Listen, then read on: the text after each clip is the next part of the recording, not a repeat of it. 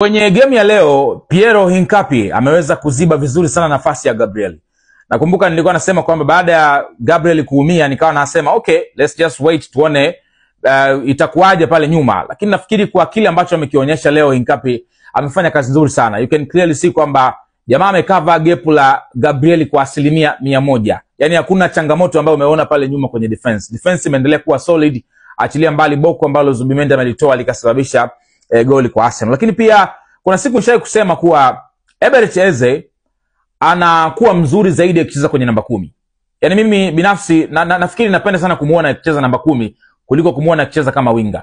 Kwa sababu angalia hata kwenye game ya leo, ile combination yake Trossard kushoto, Saka kulia, yeye namba 10 imekuwa deadly big time. Big time. Amekuwa na uwezo pia wa kutengeneza nafasi nyingi. Angalia chance ya mwanzoni kabisa aliyomtengenezea Declan Rice. Bahati mbaya ndio hivyo haikugeuzwa kuwa goli. Performance yake kujumla kwenye hii game amefanya vizuri sana, anakuwa free zaidi nafikiri akiwa kwenye namba 10 pale kama attacking midfielder. Lakini overall man, come on. I think these guys wana ile winning mentality. Wiki hapa wanakwenda kukutana na Bayern kwenye UEFA. Itakuwa ni kipimo kingine kizuri sana kwa Arsenal. Ukiangalia walivuka kipimo cha Atletico Madrid wakatoboa.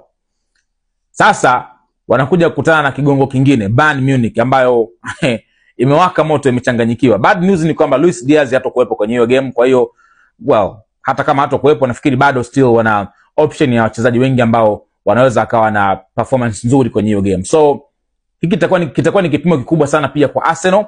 Kama wakimfunga Bayern sijui itakuwaje. Chelsea sijajua mtakuwa mnaiangalia hiyo game kwa jicho gani, lakini trust me, kama these guys wanaweza kumdefeat Bayern Munich, it's gonna be bad man. It's gonna be deadly. Let's hope watafanya hivyo kwa sababu wana timu nzuri sana. Bayern nao wana timu nzuri, kwa hiyo naamini itakuwa ni game nzuri sana. Haitakuwa game nyepesi kwa pande zote mbili, lakini still I believe utakuwa ni mchezo mzuri sana.